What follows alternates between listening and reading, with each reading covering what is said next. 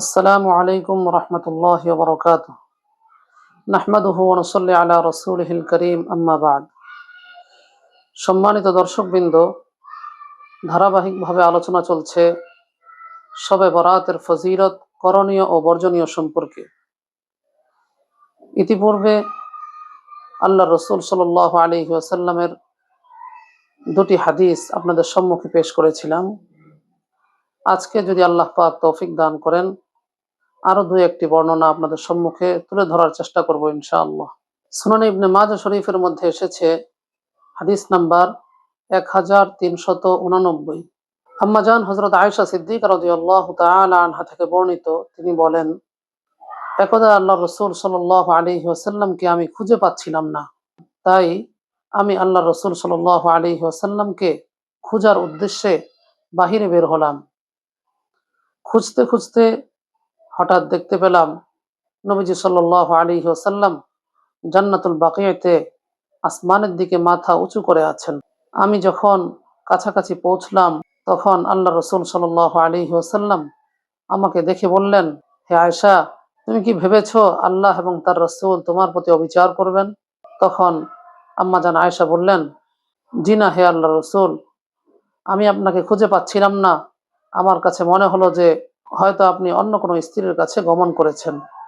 তখন আল্লাহ রসুল সাল্লাল্লাহু আলাইহি ওয়াসাল্লাম আম্মাজান হযরত আয়েশা সিদ্দিকা রাদিয়াল্লাহু তাআলা আনহাকে উদ্দেশ্য করে বললেন, ইন্নাল্লাহ তাআলা ইয়ানজিলু লাইলাতান নিসফি মিন শাবান ইলা সামাঈদ দুনিয়া ফায়াগফিরু লিআকসারা মিন আদাদি শা'রি গনামি কালবিন আও কামা ক্বালা আলাইহিস সালাতু ওয়াস সালাম। নিশ্চয়ই আল্লাহ রব্বুল ইজ্জত অর্ধ শাবানের রজনীতে অর্থাৎ শবে বরাতে নিকটতম আসমানে অবতরণ করেন।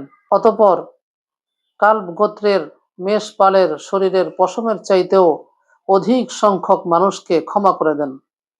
এমনিভাবে তিরমিজি শরীফের এক বর্ণনায় এসেছে হাদিস নাম্বার 3835।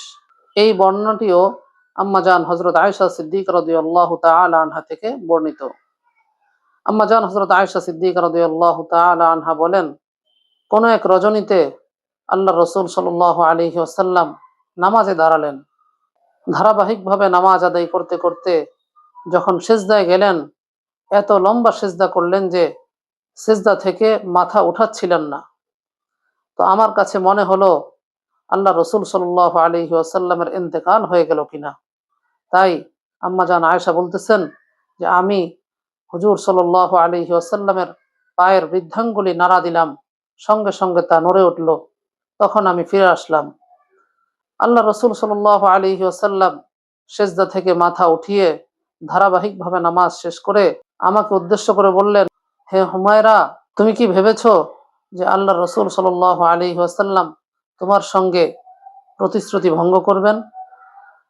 তখন আম্মাজান আয়েশা সিদ্দিকা রাদিয়াল্লাহু তাআলা আনহা বললেন, জি না হে আল্লাহ রসুল, বরং আপনি দীর্ঘ সিজদা করার কারণে আমার কাছে মনে হলো যে না জানি আপনার ইন্তেকাল হয়ে গেল কিনা। তখন আল্লাহ রসুল সাল্লাল্লাহু আলাইহি ওয়াসাল্লাম বললেন, তুমি কি জানো এটি কোন রাত?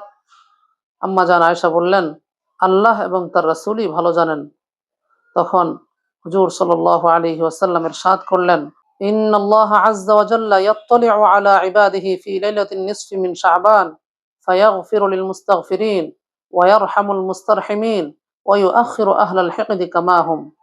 নবীজি বলেন, নিশ্চয়ই আল্লাহ রব্বুল ইজ্জত শবে বরাতে তার বান্দাদের প্রতি বিশেষ দৃষ্টি প্রদান করেন। অতঃপর যারা আল্লাহ পাকের কাছে ক্ষমা চায়, নিজের জিন্দিগির গুনাহ খাতার জন্য মাফ চায়, তাদেরকে আল্লাহ রব্বুল ইজ্জত ক্ষমা করে দেন। এমনি ভাবে যারা আল্লাহ পাকের কাছে রহমত চায়, রহমত দয়া প্রার্থনা করে, তাদেরকে আল্লাহ রব্বুল ইজ্জত বিশেষ রহমত দান করেন। অপরদিকে যারা তাদের দিলের মধ্যে, অন্তরের মধ্যে হিংসা বিদ্বেষ লালন করে, পোষণ করে, তাদেরকে তাদের আপন অবস্থায় ছেড়ে দেন।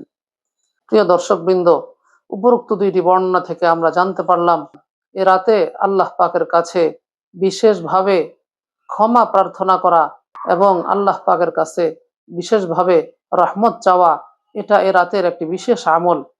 কারণ আল্লাহ রব্বুল ইজ্জত এ রাতে বান্দাকে ক্ষমা করার জন্য, বান্দার প্রতি রহমত করার জন্য, দয়া করার জন্য বান্দাদের প্রতি বিশেষ দৃষ্টি দিয়ে রাখেন।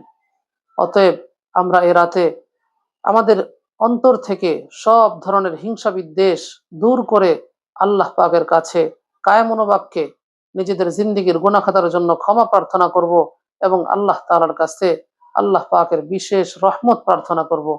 ইনশাআল্লাহ আল্লাহ রাব্বুল ইজ্জত আমাদেরকে ক্ষমা করবেন এবং তার বিশেষ রহমতের চাদরে আমাদেরকে আবৃত করে নেবেন। আল্লাহ পাক আমাদের সবাইকে তৌফিক দান করুন। আমিন। ওয়া আখিরু দাওয়ানা আলহামদুলিল্লাহি রাব্বিল আলামিন।